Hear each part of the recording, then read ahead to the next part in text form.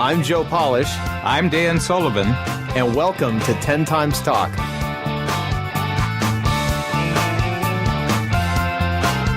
Hello, this is Joe Polish. And this is Dan Sullivan.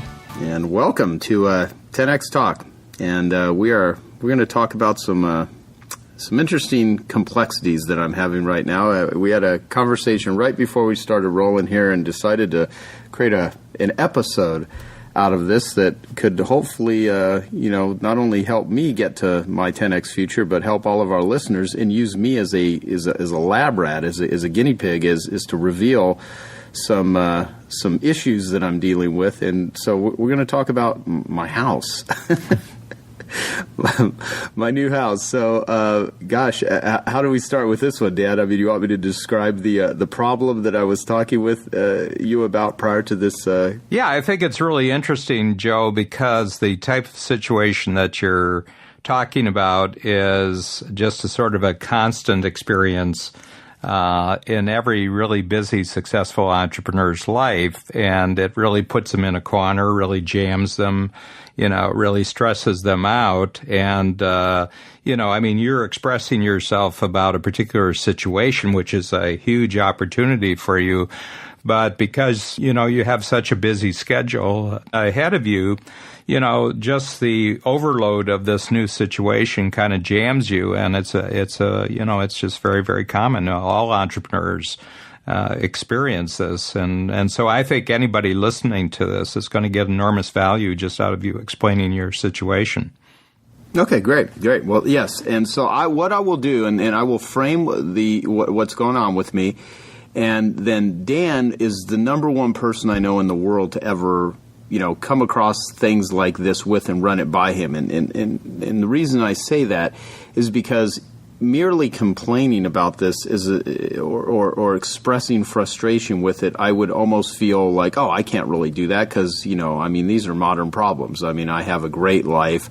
I'm fortunate to have a successful business that I've worked really hard to develop, and I've got a lot of things available to me that many people in the world don't. So there's always that side of me that's like, you can't complain about when things are good because, poor guy with the nice house on the mountain sort of situation.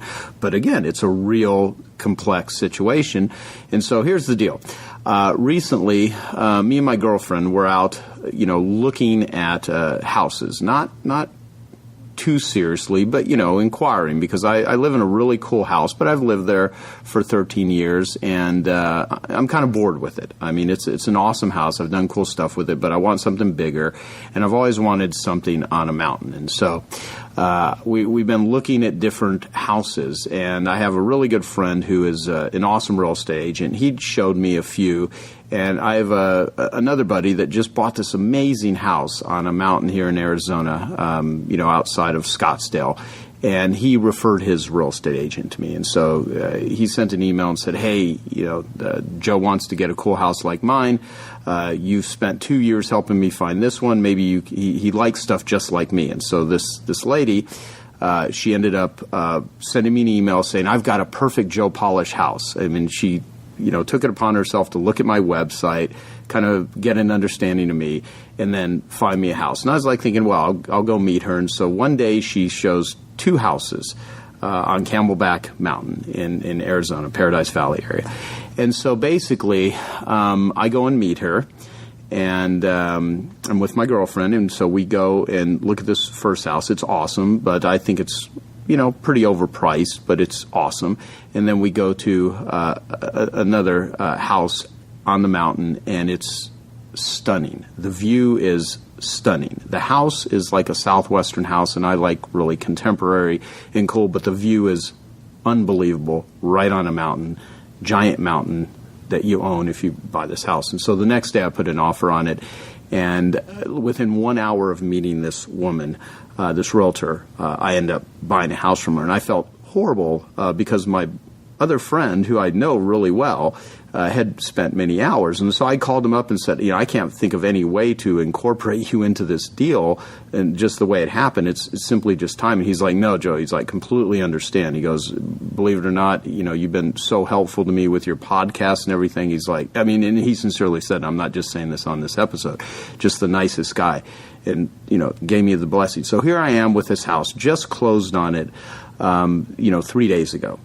And right before we were getting ready to record this episode, I was saying to Dan, I was like, man, I just inherited a project here. This house is amazing, but there's so much work that I want to do to it in order to get it to be the hip, cool, awesome, eccentric, kind of strange, and elegant Zen-ish home that I want it to be. And so I simply asked you, Dan, I've got travel coming up. I've got my August event coming up. There's so many things on my plate.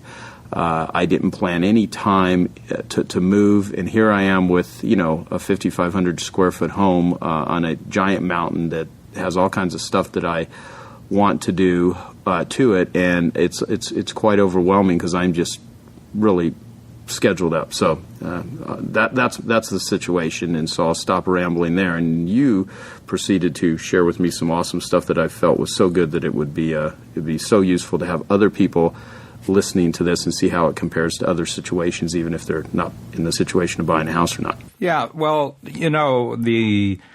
my experience, and in 2014, it represents 40 years that I've been coaching entrepreneurs, and I've personally dealt with about 6,000 entrepreneurs, every possible different kind of industry, every possible different kind of business.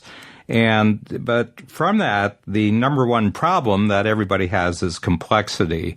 Entrepreneurs are very imaginative, they're very creative, they're very driven by opportunity. They tend to take on more than they can handle at any given time. And this is not just about their business life, but it's also about their personal life. And, we have a tendency to create the solution, and then all the problems related to the solution start visiting us the next night that we try to go to sleep. So this type of situation, I think, can be just used as any kind of complexity. So our listeners out there are dealing with very, very complex situations. And one of the things that I try to get across are just a couple of contexts for people to think about their problems. And I said that, first of all, you've chosen this problem for a reason. You're actually choosing a great new capability and a great new resource, but right now you're just seeing the work that lies ahead. And I said one of the things you have to do is realize that the problem is never the problem. The problem is that you don't know how to think about the problem. And I always said with people, you don't have any problem with the problem. You have a problem with thinking about the problem.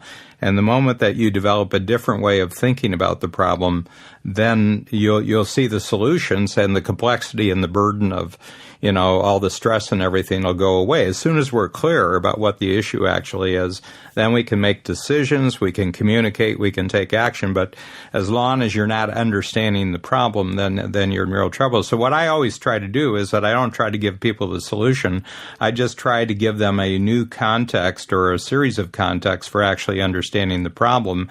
And, they're bright, intelligent people. So once they get the new context, they can figure out things really easily. And just to, I'll just put in one thing here, and then I'll go back to you, because this is, this was a real process that we went through before we started recording, and I'd like to reflect that in the presentation here. But one of the things I said is that you were saying, I just have so much stuff to go through before this house is going to be the way I like it. And, 3 months from now, I'll probably be sitting on the back patio and I'll be loving it, but I just have so much hell to go through. And I said, well, what if you could do it in such a way that there was no hell to go through whatsoever, and that the entire experience was really enjoyable? And the reason that would be that way is somebody else is going to go through this stuff, and somebody else who's just an expert at handling this type of situation is going to be a project manager for you, and they're just going to come to you for decisions, and you're not going to have to do any of it. So that was my first context that I gave you, Joe. This whole thing is that the problem has to be solved, but it doesn't mean that you have to be the person to solve the problem. Right, exactly. And prior to you saying that, I still thought of this as so much more that I have to do myself, Although, I've got all kinds of people that have been recruited and engaged since the moment I, made an offer on this, preparing for this. But in my mind, I just made it out to be way more than what I really needed to do. Just simply, like you just said, the problem is not the problem. The problem was how I was thinking about the problem. And that's why I think it's so useful to even have this discussion right now, because I think everybody, if they just wrote that down, what you just said, and then use the rest of this episode to really think through any situations in their life, it'll be helpful as I sit here, really just utilizing that context to get some clarity and some directions on how to move forward in a much more effective, efficient, and certainly less stressful approach to, what really is an opportunity. But I was viewing it as a giant problem. Yeah. And the other thing, Joe, because I've gone, Babs and I have actually, gone through this process. And, our life is really Strategic Coach, and Babs and I are partners. We're married, but we created the company together, and you can't find the line that separates our personal life from our business life. And it's why I love dealing with entrepreneurs, because your choice to be an entrepreneur isn't strictly a business decision. It's an entire life purpose decision. In other words, you have a philosophy of entrepreneurism. It isn't just a way of making money. And so one of the things I try to get people to see, that there's no dividing line between the real busyness of your work schedule over the next, right till the middle of August, because you have your great annual event in the middle of August. And, that is sort of the anchor of your entire year. And you just have really, really a lot of work to do. But you have experts and you have a team to do that. But then there's this line between that life in which you've really organized and you have a tremendous number of geniuses coming to help you out. And then you have a line that says my personal life. And Joe is a great attractor and great manager of other people's genius in his business life, but then he goes into his personal life and he becomes a rugged individualist again, says, I have to do all this by myself. And right there, you've just guaranteed yourself about 60 sleepless nights in a row. And, right. The pressure and everything else, and that impacts. But if you would just remove that line between your business life and your personal life and say, I'm buying this house as an extension of my business capability. I can entertain there. I can have small conferences there. I can invite, new genius level talent that I want to have come into the Genius Network, and I can have them there socially and everything else. So this is a phenomenal new business capability that I've actually gained, and guess what? It fits in totally. You aren't a different person in your personal life than you are in your business life. I've known you for, 15 years, and there's no difference in you as an individual. But I think in your mind you have a line, between your business life and your personal life where you're really, really efficient and really, really directive in the one, but on the other one you do everything yourself. Yeah, no, you definitely you hit the nail on the head there. I mean, it's true. I mean, I've communicated that before we started recording, where there's this side of me that it is a control issue.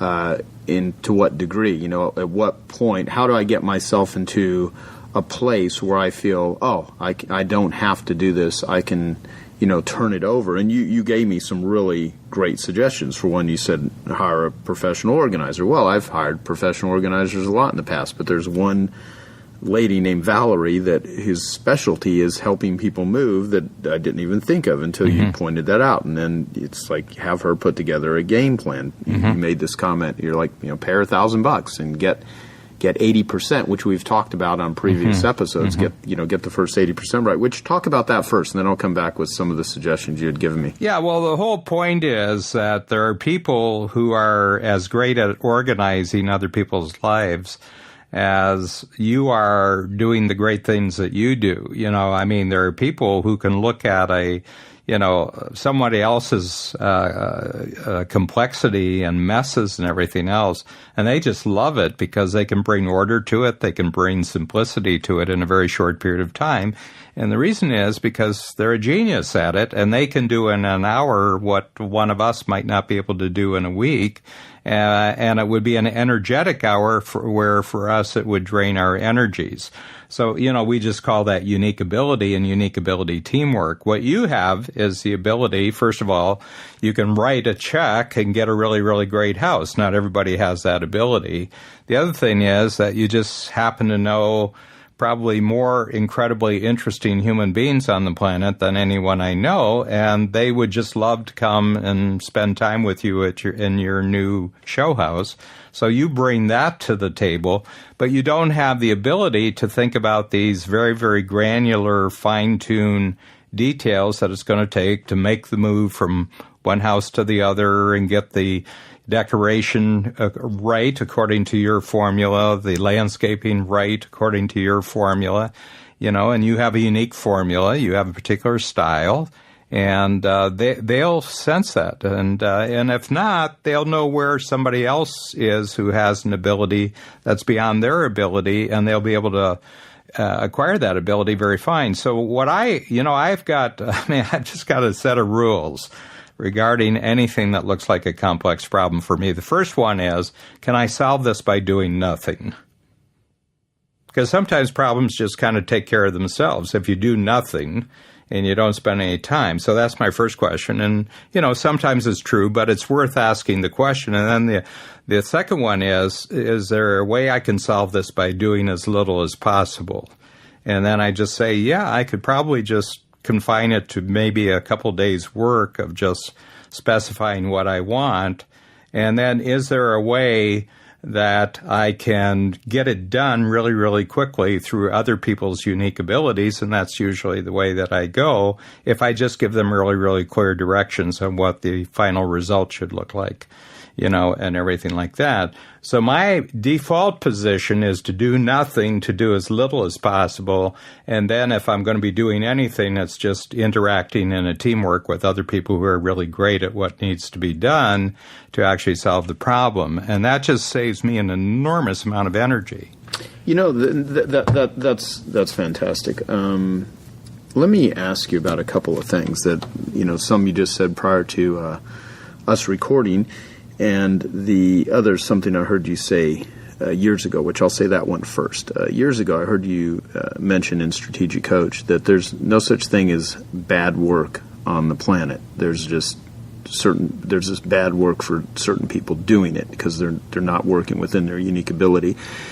And the interesting thing about that, not just for me, but most of the people that I can remember when you made that comment, because there was a conversation around it, was this feeling like, I feel bad for that person because they're a house cleaner, because I come from a carpet cleaning business, and that always tends to be one of those sort of categories where people think that work is beneath them and that, poor people that are doing it. And, you talked about you have a house cleaner that just loves to clean. I mean, this person really, truly loves. So talk about that. There's no such thing as bad work. And then then I'll bring up the second thing. Yeah, well, it's kind of an arrogance that anyone who doesn't do what you do and love doing must hate what they do. It's a total arrogance. And, there are street cleaners who are geniuses at what they do, and they see the world in Technicolor, where you look at their world and you see it in black and white. I'll give you a good example because I was just talking to her about an hour ago.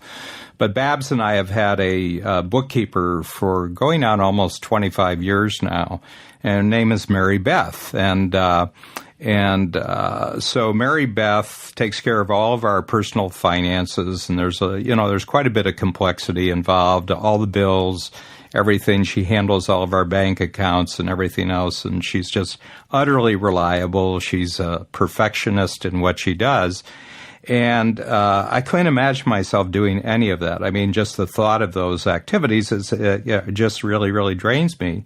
And as far as I can tell, what she does today, 25 years later, is exactly the same as what she did on the first day she worked with us and all the intervening days over the next 25 years. It looks like the same thing that she does every day. So one day I went into her and I said, Mary Beth, do you like this? And she says, Dan, I can't tell you how much I love this. She says, from one day to the next, you never know what's going to happen. And I'm not seeing any of this, but she's seeing it, And I took that as a real lesson that from the center of every person's unique skill universe, everything looks different. Everything looks colorful. Everything looks, really fascinating. And so I never make any judgments about other people's work and why they're doing that work because they have something completely different than they're seeing than I can see from the outside. And so I always respect other people, regardless of what kind of work they do, especially if they look like they're enjoying the work. If they're enjoying the work, I said, they aren't seeing their work the way I'm seeing their work. Okay, well, then, and that's a really, don't make assumptions. There's a really good thing just with that. The second is, what if you actually encounter someone who works for you as per se a vendor like that, a bookkeeper that hated what they were doing, or you hire a moving company and one of the people doesn't want to be there, all of them, and they're just kind of grumpy. I mean, how do you interpret that? To what degree? Because I tend to be, I don't know, maybe call it codependent, where if I see someone that's really not liking what they're doing, I'm very empathetic. I almost want to start giving them advice or finding other opportunities for them, even when it is not really my responsibility. How do you interpret that encounter? If you come across a printer who, does a good job, but they hate what they do, I mean, how do you interact with them? I mean, because certainly... Well, it's one of the first things that I look for, Joe. Do they love? One of my first questions with anyone who works with me, works for me, does things on my behalf is do they love doing what they're doing? Because if they love doing what they're doing, you don't have to manage them, you don't have to monitor them, you don't have to motivate them, I don't have to give them incentives. The work itself is motivating and it's exciting to them. So if you look at my world, in a 360-degree circle, I have almost no human beings in my life who don't love doing what they're doing. And it just makes life so simple. First of all, it prevents me from trying to save people. Right. And the biggest waste of time on the planet is trying to save another human being. Human beings save themselves, and they look for the necessary skills and necessary resources. And, it's not my job to initiate a saving, a salvation project with anybody. Yeah. Well, let me mention the other thing then. You made this comment prior to this recording, which was there are people, Joe, that are put on the planet just to help you. There are people that are put on the planet to help me. And just thinking of it, it's a pretty simple statement, but I think it says a lot. Yeah. Yeah. One of the things for it is that people just don't tell the truth about all the things that they hate. Now, I'm an incredible truth teller, and I've taught myself. It's not like, it's not like any of this came natural to me, Joe, but I just pay attention as I go along of everything that I don't like, and I make a note of it. And if I've done it once and I hated it, then the key to me being actually an intelligent, creative human being is never to do that again, but then say, well, what is the type of person or skill that has to handle this the next time I encounter it? So I've actually created my universe of helpers, because, each of us is in the center of his or her own universe. And I've just got literally, it's more than dozens. I've literally got hundreds of people who have specialized skills who help and support me and protect me in some part of my life, and they get paid for it. They get rewarded for it. There's a trade that goes on, and I see it's almost like I have my own economy, and I've got this trading going on with hundreds and hundreds of different relationships, but they all bring a very specific skill to the table that protects me, promotes me, supports me, so that I can just spend all my time just doing what I love doing. And this is, if you tried to put on one of your Genius Networks conferences, but you were the genius for 2 days, and you were the genius on all 40 things that people really bring to your conferences, which is so amazing. Well, you'd be good at maybe 2 or 3 of them, but the other 37 would be a snooze. You wouldn't be any good at them at all. You'd put everybody to sleep. It wouldn't be worth anybody's time to actually spend on the 37 things that somebody else is better at. So, I say everybody's got something that they're great at, and the more that they can free themselves up, just concentrate on that thing, then the more, the richer their life becomes, and the more opportunity that they create for other people, and then other people meet. Joe, you've introduced me probably to 20 people who are now making my life easier. It's multidimensional. It's exponential. It's really an amazing thing, and we can do so much of this in the 21st century that we couldn't do in the 20th. Yeah, totally. Which reminds me of something. This may sound a little strange, but I talked about it in the most recent 25K group that I had, where as people in the quote unquote how-to consulting, advice, coaching business, one of the roles that they play for a lot of their clients is just a glorified reminder service. It's just simply reminding people of the things that they used to do that they forgot to do, or just helping them get back on track. And I remember talking to a guy in a 12-step group, and he was a sponsor, not a sponsor for me, a sponsor for someone else. And he said to me, the reason I sponsor people in 12 steps is because I give them feedback on what I went through in my most challenging times, from preventing relapse to doing the steps, and I do it because I know there's going to be a point in time where they're going to remind me of what I told them to do when I can't remember to do it myself because I've forgotten about it or it's not present in my mind.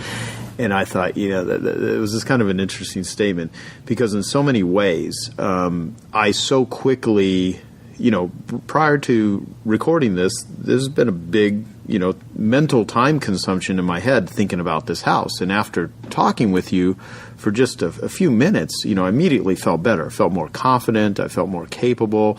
And did anything change? What changed is how I was thinking about the problem. The problem no longer was even framed, and even right now is no longer framed as a problem. It's framed as a really giant opportunity that I'm excited about, when before I was feeling pretty overwhelmed and pretty unsure and, kind of really anxious and like, man, how do I take this on? But so quickly, that switched. And I think part of the setup is, for one, it's coming from you, who I, highly respect and have great, rapport with, and know that, your guidance and advice works. But what also is good is the fact that I've got 13, plus years in strategic coach, thinking about how to think and knowing how to, and so when I hear it, it immediately, boom, my mind goes to that, which is so much of the value of, this sort of thinking. And so I'm not sure to what degree that is translated to our listeners, but what I wanted to do as we wrap this up is, even if the listener is not, buying a house, or they're not in this particular situation, certainly overwhelm is a huge problem with, the entrepreneurial world. Complexity, taking too much on, not knowing how to delegate. And the thing that you said is giving people a context for understanding the problem. I just wanted to get any final thoughts or words from you about, a house or whatever. If you're in a negative state, what do you recommend is the best way to flip it around and where to start? Well, one of the, Joe, as we were talking before the recording started, that I wanted to put into context for you what the house you're moving from represented to you, like 15 years ago, and what this house that you're now moving into will really represent for you and represent about you 10 to 15 years down the road. So one of the reasons why people get overwhelmed is because they're seeing it within like a very, very narrow and very immediate time period, when in fact this has actually got like a long history, and it's got a big future. And so what I said is the house that you have lived in for, the last 15 or 13 years, I don't know which the number is, but I've been there and it's a great house. But in my mind, it kind of represents who Joe Polish was when I first got to know him, but it doesn't really represent the Joe Polish that I know right now. And yet, you sent some gorgeous photos, to us, about 10, 15 photos of your new place. And I said, well, this really is just bringing Joe's house capabilities up to where he is now. But not only that, it has an enormous amount of growth and potential for who he's going to become over the next 10 to 15 years. And I think that if you see that in that context, you begin to realize that this is just a very, very small moment in about a 30-year time frame, what you're doing here. And that gives you a lot of breathing room, and therefore to really get a lot of great skills in it, which you couldn't afford to do, 13, 14 years ago. You couldn't bring in those skills. But now, not only are you giving a great new house, but you can surround this next house with a teamwork that also represents who you've become. To a certain extent, I'm simply preaching back at you what you talked to the participants in 25K and Genius Network. You're saying, look, you could spend 2, 3, 5 years trying to learn marketing, and it probably cost you $1 million to learn what for, in New York, $10,000 for 2 days and then $25,000 for the whole year.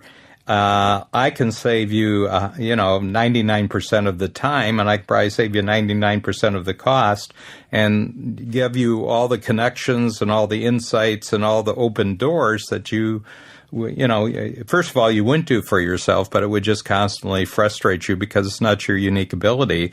So, that's the message that you give. That's what I bought into. That's what I've discovered in 25K and Genius Network. All I'm saying is the very thing that you're selling other people, within the framework of your unique ability, just apply it to yourself in relationship to this. Yeah, completely. And so, well, Dan, thank you. I liked using me as a lab rat for this situation, and I simultaneously, here's what's kind of clever, is that not only did we record a 10X Talk episode, but I also got clarity in the process along the way, which I think speaks to continually having these sort of conversations and thinking about it, because this does represent my 10 times growth. And so for our listeners, whatever it is that represents your 10 times growth, Dan also mentioned something to me when I was going through a different situation, but a very challenging situation. And you made this comment where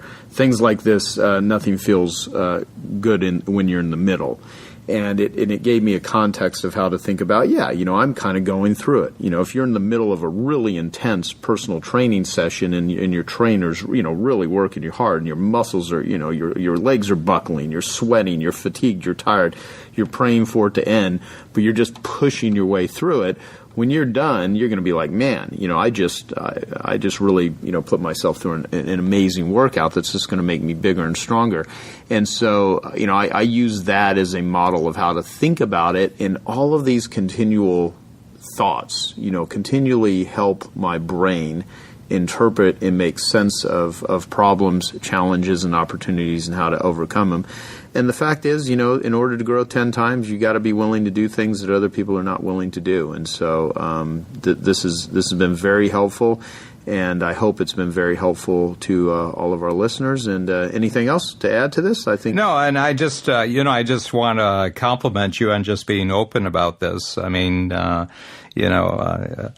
think that probably everybody out there was listening with half a brain, because half of it was on what we were talking about. Half of it was all their complexities that they're dealing with right now. So just by you being willing to talk about yours, I think you probably helped, out in thousands of different situations. Awesome.